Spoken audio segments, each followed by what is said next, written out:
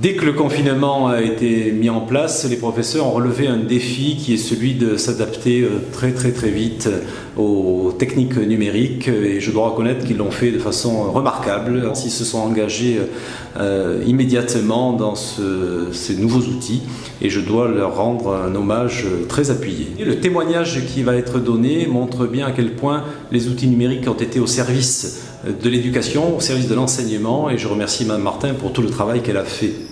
Bonjour, je suis Camille Martin, enseignante résidente du premier degré au lycée Nar Ibrahim à Jounieh. Le défi posé par l'enseignement à distance, pour moi, il était de 3 ordres. Tout d'abord, en termes de modalités d'apprentissage en classe. Nous voulions retrouver ces modalités de pratique à distance. C'est ce que nous avons réussi à faire grâce à l'outil de vidéoconférence où les élèves ont pu continuer à travailler en binôme, en petits groupes ou de manière collaborative. À un autre niveau, il me semblait important de pouvoir continuer à individualiser, à différencier les parcours et les modalités de travail proposées aux élèves. Grâce à la pluralité des outils qui étaient à notre disposition, qui permettaient à la fois de travailler le langage oral, l'écrit, les interactions, nous avons pu continuer à faire en sorte d'individualiser les parcours. À un dernier niveau, il me semblait fondamental de continuer à favoriser le lien famille-école qui est à la base de la réussite éducative de tous nos élèves.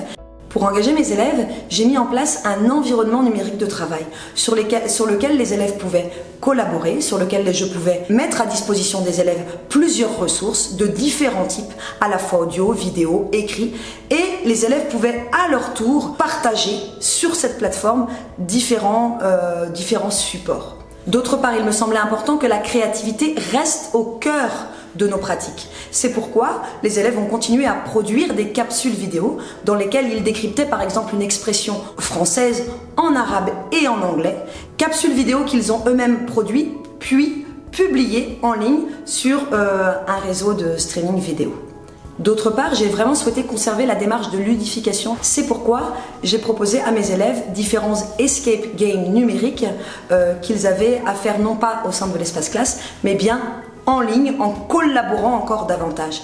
Je crois fondamentalement que ces compétences numériques développées par les élèves durant l'enseignement à distance sont autant d'appui pour aller encore plus loin désormais dans leur maîtrise des outils et dans le développement de leur citoyenneté numérique. Je pense que cette période de confinement, paradoxalement, nous a permis de davantage travailler en équipe, de mutualiser nos outils, de mutualiser nos pratiques, que certaines modalités d'apprentissage puissent sortir de la salle de classe. C'est véritablement pour moi un aspect fondamental de l'école de demain.